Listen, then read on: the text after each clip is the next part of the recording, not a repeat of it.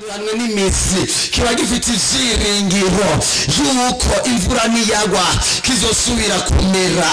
Haleluya, kizosubira kukanaga. Haleluya. Tarisisi Hope Ministry TV no muryango washinzwe ugamije gufasha abakene, imfubyi n'abapfakazi batagira kirengera, abana baba mwibarabara, abasangwa butaka, abarwariye mu bitaro ndetse n'imfungwa.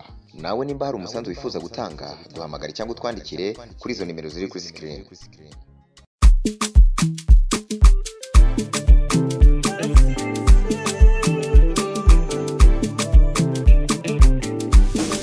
Shalom, shalom, bakunzi ba Tarisisi Hope Ministry TV. Ndabaramukije mu izina ry'umwami wacu Yesu Kristo.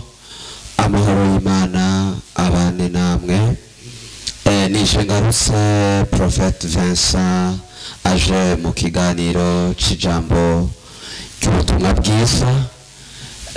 Uyu munsi tugomba kuyaga amajambo y'Imana aryoshe cyane. Uyu munsi ijambo ndakuzaniye ijambo ubuntu bw'ibihe bishasha. Ubuntu bw'ibihe bishasha bumeze gute? Uyu munsi ndagusengera Imana ikwizize mu buntu bw'ibihe bishasha. Ubuntu bw'ibihe bishasha bumeze n'igihe hari ibintu wewe udashoboye ariko Imana ibigushoboreye. Ubuntu nibirenze ibyo wasabye Imana. Ubuntu bw'ibihe bishasha ni ubuntu buba bumeze aho usanga watakintu na kimwe uri kuriyumvira, aho ubona umengo ubuzima buba bwakuzengereje, aho ubona umengo nta kigenda, mugabo hakaba hari uwundi muntu Imana iri kirabusa amahoro kugira ngo aze akugirire neza. Ubwo nibwo buntu bw'ibihe bishasha ngomba kukwifuriza. Ubuntu bw'ibihe bishasha igicapo cyabwo ni umugabo yitwa Mefibosheti. Mefibosheti yari yaratawe. Mefibosheti yari imfubyi. Mefibosheti yaragowe. Mefibosheti yaramugaye. Mefibosheti ubuzima bwari bwaramusengereje. Mefibosheti yararaba imbere akaraba inyuma akabona nta nzira, ariko icyagiye kunyohera nuko kureba kwa Mefibosheti hari ubundi mugabo ari we yitwa Dawidi ariko aramwiyumvira. Dawidi arabaza ngo ntagasigarira ko kwa Sawuli noshobora kugira neza kubwo ineza ya Yonatani. Ubuntu bw'ibihe bishasha ni mu gihe uba wicaye utazi yuko hari abantu bariko barakwiyumviraho, utazi yuko hari abantu bariko barakuvuga neza kugira bakugirire neza, utazi yuko hari abantu barindiriye baze kukuraba, utazi yuko hari abantu bariko barakwiyumvirako baze bagukure muri icyo kibazo, hari abantu bariko barakwiyumvirako baze bagukize iyo nzara urimo. Reka ndagutangarize kuri uyu mugoroba, ndakwifurije ubuntu bw'ibihe bishasha. Ubuntu bw'ibihe bishasha bugaragare ko ubuntu bw'ibihe bishasha ndiko ndavuga na hantu ushobora kwinjira ati amashuri ufise, na hantu ushobora kudodora ukinjira bataravye ukungene umeze, bataravye umuryango uvukamo, mugakubera ubwo buntu ufite Imana yagusizeko bakakugurira aho utarushoboye kugurura. Maze Dawidi aravuga ngo ntagasigarira ko kwa Sawuli nogirira neza kubw'ineza ya Yonatani.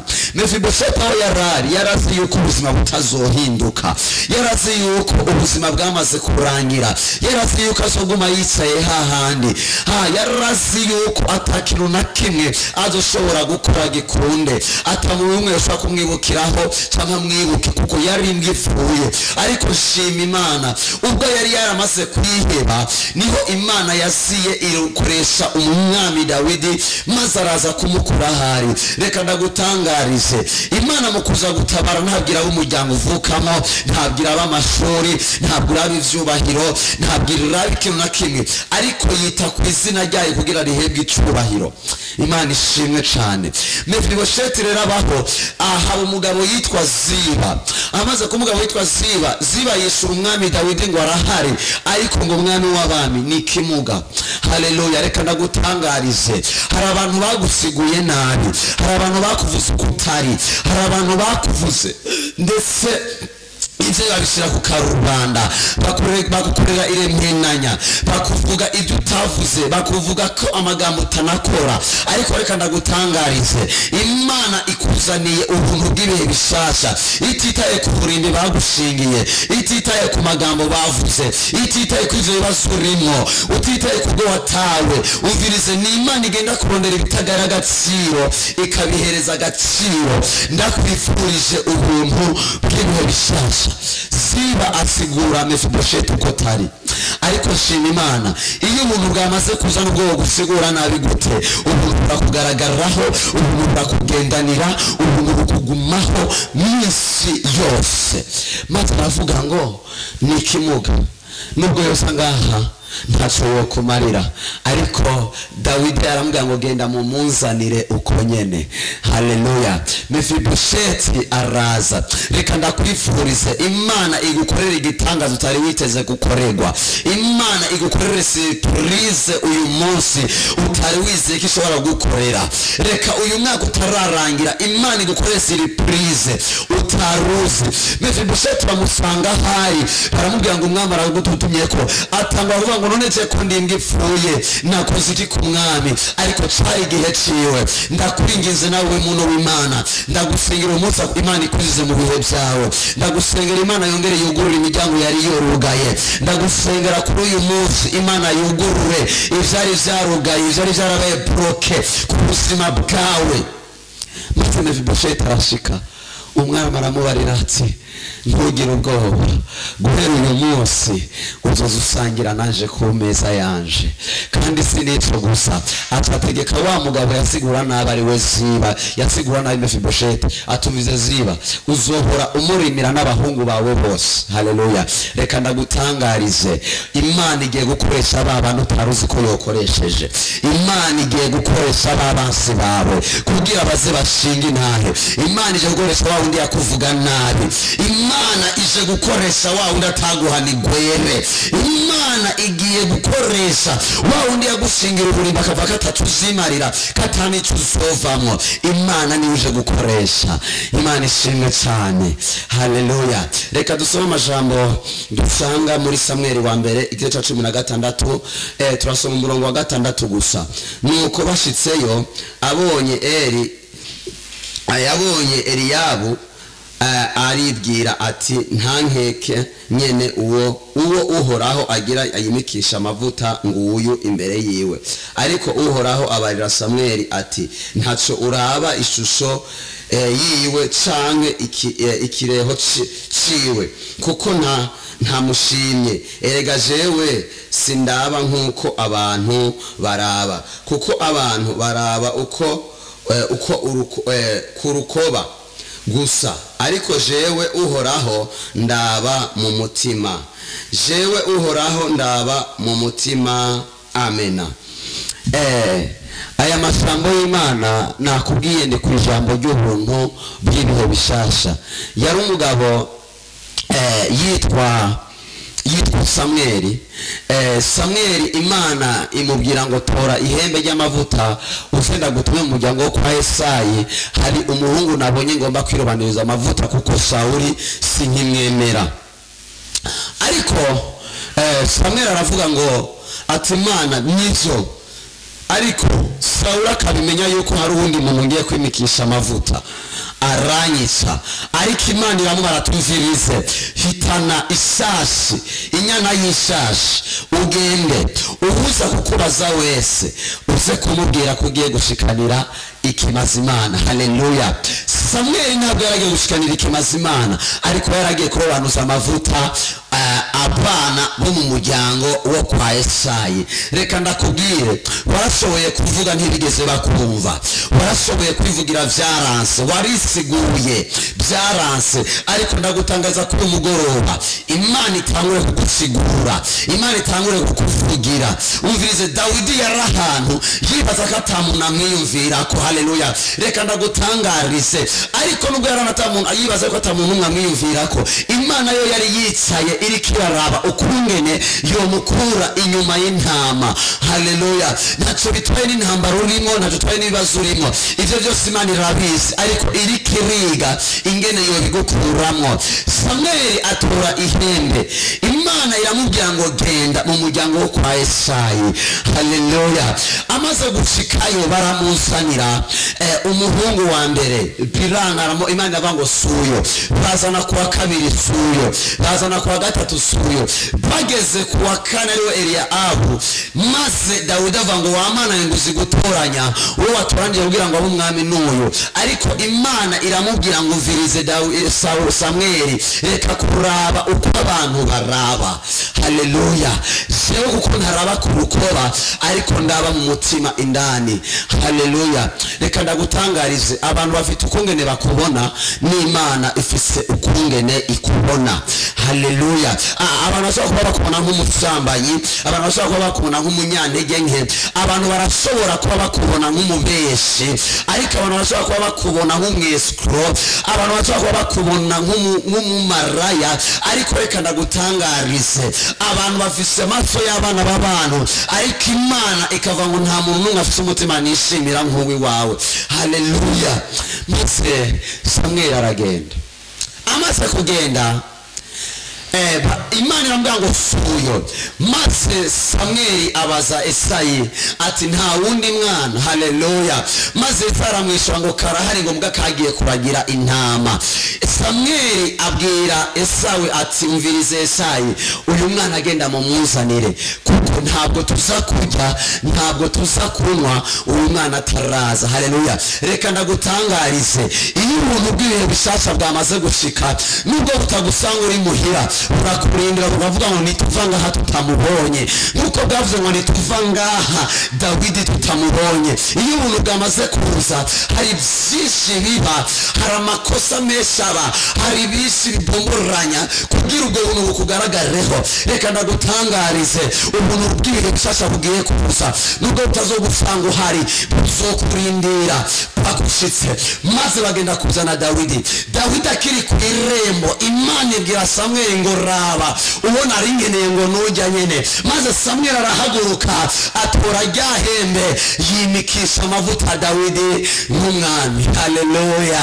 Haleluya. Reka ndakubwire, iyo ubuntu bw'ibihe bishasha bwaje, haleluya, Imana ifata igakoresha amakosa. Haleluya.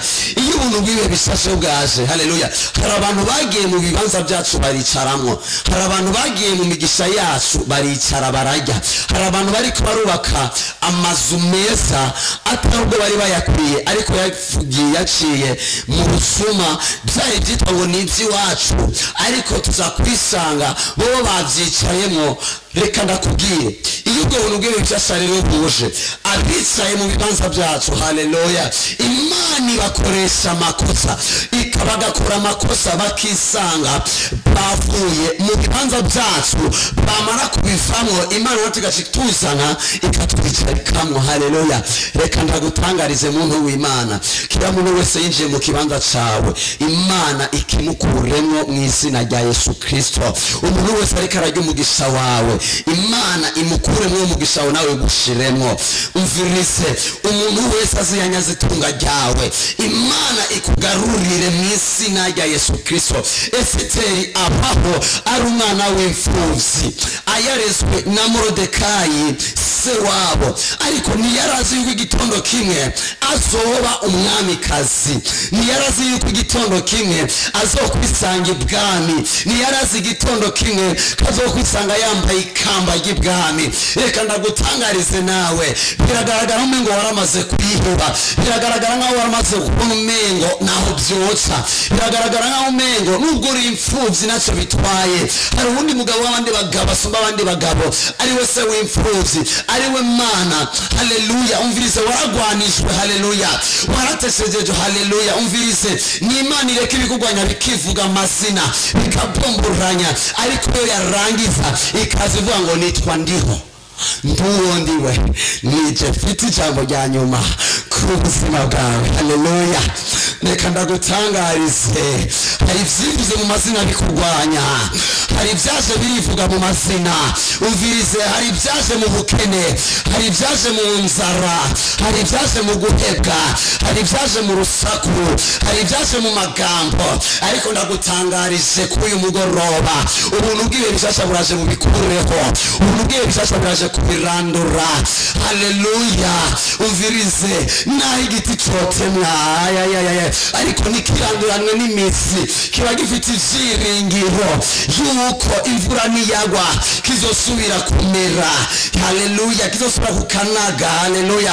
Naco bitwaye n'amagambo bakuvuze, ariko ndabona ubuntu bw'ibihe bishasha buje kuguhindurira izina. Ndabona ubuntu bw'ibihe bishasha buje guhindura amateka. Ndabona ubuntu bw'ibihe bishasha buje gukora ibyo utarushoboye gukora. Ndabona ubuntu bw'ibihe bishasha buje kuvuga ibyo utarushoboye kuvuga. Ndabona ubuntu bw'ibihe bishasha bukurije indege utarushoboye kurira. Ndabona ubuntu bw'ibihe bishasha buje guhereza amafaranga utarushoboye kuronka. Ndabona ubuntu bw'ibihe bishasha buje mu rudandazwa rwawe. Ndabona ubuntu bw'ibihe bishasha hari ibyo buje guhindura mu rugo rwawe. Ndabona ubuntu bw'ibihe bishasha hari ibyo buje guhindura mu bana bawe. Ndabona ubuntu bw'ibihe bishasha hari ibyo buje guhindura ku mugabo wawe. Haleluya. Maze Esiteri abaho nk'imfuvyi, atagira ikimuvugira, atazi. Haleluya. Atazi iyo bizoca. Haleluya. Reka ndagutangarize muntu w'Imana, inzira z'Imana n'ibihumbi. Ubuntu bw'ibihe bishasha nibwo ndiko ndakubwira kuri uyu mugoroba.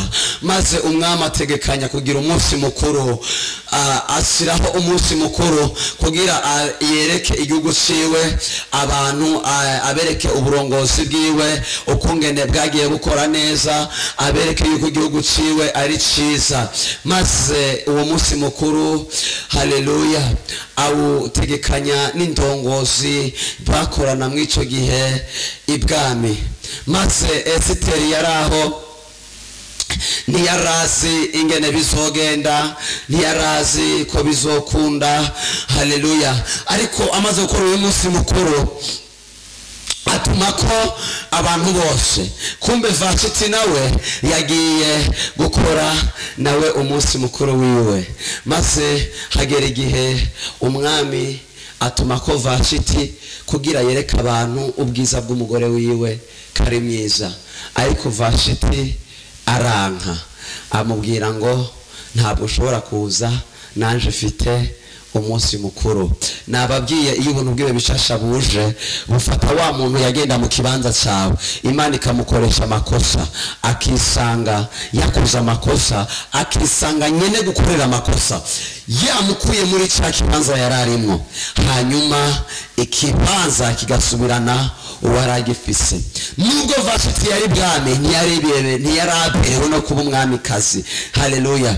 Maze ategura insimano. Haleluya. Amaze gutegura, atuma abantu bose.